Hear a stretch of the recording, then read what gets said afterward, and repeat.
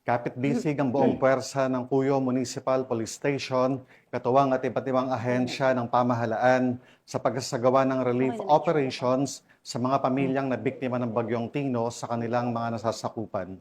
Yan ang tinutukan ni Patrolwoman Lixen Reyes Saweran.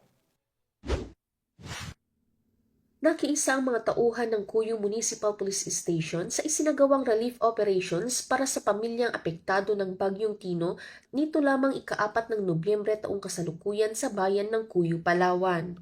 Kabilang sa kanilang mga ginampanang tungkulin ang pagtulong sa transportasyon ng mga food packs at pagbibigay ng seguridad upang matiyak ang maayos at ligtas na pamamahagi ng tulong sa mga evacuees. Sa kanilang dedikasyon sa pagpapanatili ng kapayapaan at kaayusan sa mga evacuation site, tiniyak ng Cuyo Municipal Police Station na lahat ng pamilyang apektado ay agad na makatanggap ng kinakailangang tulong. Ipinakita ng kanilang pagkakaisa at malasakit ang matibay na paninindigan ng kapulisan sa pagtugon ng tawag ng tungkulin at sa pagbibigay ng makataong serbisyo lalo na sa panahon ng sakuna.